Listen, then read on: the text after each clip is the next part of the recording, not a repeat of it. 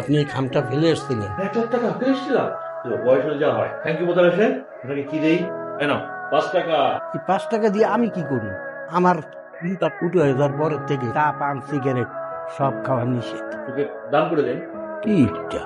Hello papa, আমার emergency 50,000 টাকা লাগবে ইমার্জেন্সি? নাও। তুমি এখন আছো কোথায়? আমি এখন আমার ফ্রেন্ডের সাথে জানি তুমি এখন আমতা আমতা করবে, আমি তোমাকে অ্যাড্রেস পাঠিয়ে দিচ্ছি, তুমি কাউকে দিয়ে টাকাটা পাঠিয়ে। এক্সকিউজ মি, ইয়েস আপনি অর্ক? টাকা দিই। বাবা তোমাকে পাঠাই তো টাকা দাও। কিন্তু সেটা তোমাকে দেওয়ার জন্য কিনা, এই ব্যাপারে আমি কথা। তুমি কি আমাকে তুমি করে বললা? তোমাকে কেন তুমি করে বলছি? পাশে এসে দাঁড়াও, বুঝিয়ে বলছি। মানে পাশে এসে দাঁড়াও। What do you mean by পাশে এসে দাও? ওখানে না, এখানে এসে দাঁড়াও। এই ছেলে, তোমার তো সাহস, টাকাটা দিয়ে এখান থেকে। আমার সাহস কম নাকি বেশি? এখান থেকে যাবো কি যাবো এটা আমার একান্তই ব্যক্তিগত। তার আগে তুমি বলো, তুমি আমাকে তুমি করে বলার সাহস কোথায়? হোয়াট? মানে আমি তোমার চাইতে লম্বা, বেশি লম্বা। তোমার বয়স কত হবে? 23, 24। আমার বয়স 30। মিনিমাম 10 বছরের বড় আমি তোমার চাইতে। মানে আমার পাপার অফিসে 2 টাকা বেতনের চাকরি কর, তার কাছ থেকে আমাকে ভদ্রতা শিখতে হবে। আমি তোমার বাবার কর্মচারী, তোমার কর্মচারী। কানে নিচে একটা মারবো না, রেসপেক্ট করতে হয় জীবন মনে থাকে।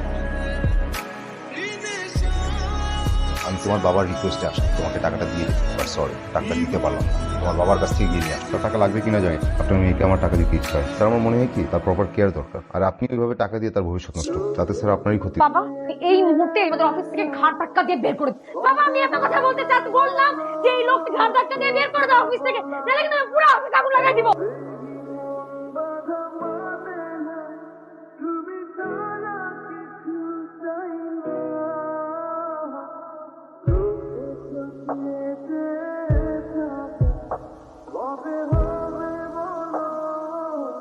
কি সমস্যা কি? চোখে দেখেন না, ডাক্তার দেখান গিয়ে। Say sorry. সরি বলো। নেভার। এই কি হয়েছে? তেমন কিছু আছে। আপনার বেয়াদব মেয়েটাকে একটু শিক্ষা দিন। শোনো মেয়ে, আর কি বলছিলেন? অফিস থেকে আমার ঘাড় ধাক্কা দিয়ে বের করে দিন? আমি নিজেই অফিস ছেড়ে চলে যাচ্ছি।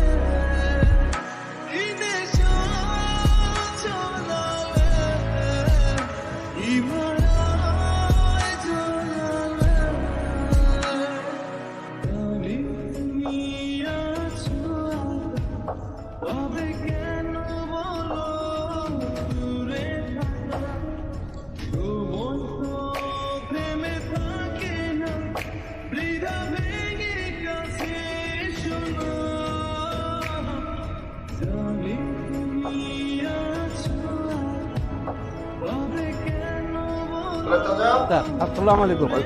এসব কার কাজ? স্যার আমি তো কিছু জানি না, আপনি ওই ওয়েটিং রুমে গেলে সব জানতে পারবেন।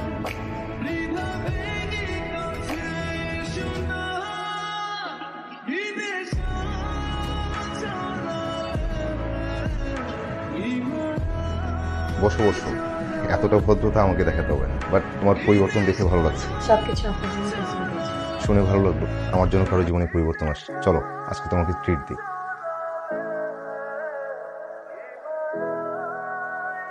আসো। আমার আপনার সাথে কিছু কথা ছিল।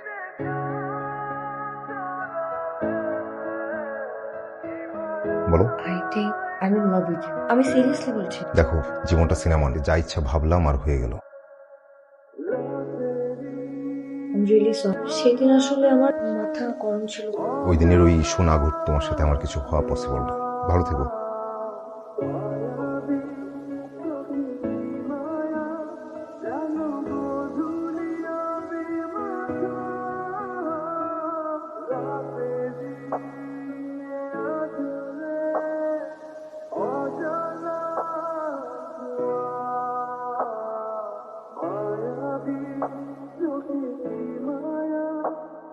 অর্পা, তোমার বাবার অফিস বলে তুমি যা ইচ্ছা তাই করে যাচ্ছ। তুমি যদি তোমার বাড়াবাড়ি বন্ধ না করো, তাহলে চাকরিটা আমার ছেড়ে দিতে হবে।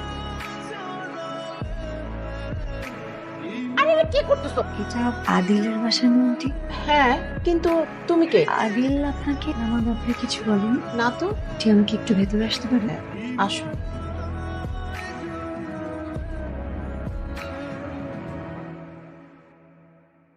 দিল আমাকে অনেকবার বলে তোমাকে মায়ের সাথে দেখা করাতে নিয়ে যাব, কিন্তু যখনই আমি বলি চলো তখনই বলে আজকে না। তাই আমি নিজেই লজ্জা শরমের মাথা খেয়ে তার সাথে পরিচিত হতে হলো। কি কি আদিলের গার্লফ্রেন্ড? আরে মায়ের জন্য এত দরদ, এত মায়া, কিছু লুকায় লুকায় এত দূর চলে গেছো, মা কিছুই জানি না।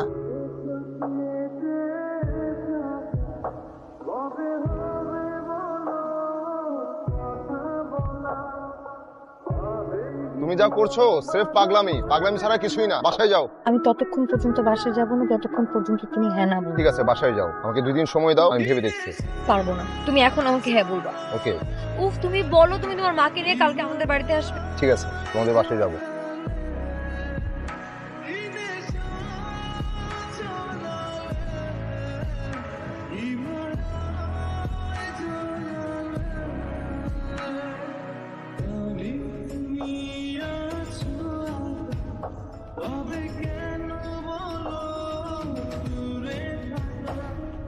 আসেন বিয়ের দিন তারিখটা ঠিক করে ফেলি। বিয়ের 3 তারিখ ঠিক করার কি আছে? কি বলেন ভাই সাহেব, আমাকে তো একটু সময় দিতে হবে। তাই তো। একটু আসবে, যা বাবা যা। মিস্টার আদিত, আপনার স্যালারি কত? হঠাৎ এই প্রশ্ন? আপনার সাথে আমার বিয়ে হবে, আপনার স্যালারি সম্পর্কে জানার অধিকার আমার নেই। 80,000? আপনার এখন যে বাসায় থাকে কি ভাড়া বাসা?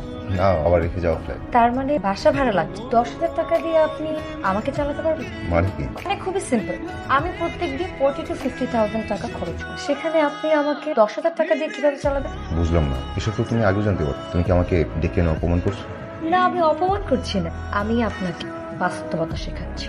আপনার মনে আছে অফিসের সবার সামনে আপনি আমাকে থাপ্পড় বাস্তবতা শিখিয়েছিলেন? সেই দিন থেকে আমি অপেক্ষা করছি আজকের দিনটার জন্য। আপনি এই মুহূর্তে আমার বাড়ি থেকে বের হয়ে যাবেন। আপনার সাথে কোনো সম্পর্কে যাওয়ার ইচ্ছা আমার কখনোই ছিল না, কষ্টও পাচ্ছি না, কারণ আমি বাস্তবতা বুঝি। শুধু একটা কথা মনে রাখবেন, প্রেম, সম্পর্ক, বিয়ে, টাকার হিসাব চলে না। শুরুতে আপনার পাগলামিগুলো আমার কাছে স্রেফ ছেলে মানুষই মনে হতো, হেসে উড়িয়ে দিতাম। কিন্তু কখন যে আপনার এই ছেলে মানুষের পাগলামিগুলো আমার কাছে ভালো লাগা থেকে ভালোবাসা হয়ে গেল, আমি নিজেও টের পাইনি। আজ আপনাকে ভালোবেসে এসেছিলাম, কিন্তু আপনি আমার ভালোবাসাকে মাসিক স্যালারিতে কনভার্ট করলেন। টাকা, সংখ্যা, অঙ্ক, এসব ক্যালকুলেটর হিসাব করা, কোনো ক্যালকুলেটর ভালোবাসার হিসাব মেলাতে পারবে না। ভালো থাকবেন।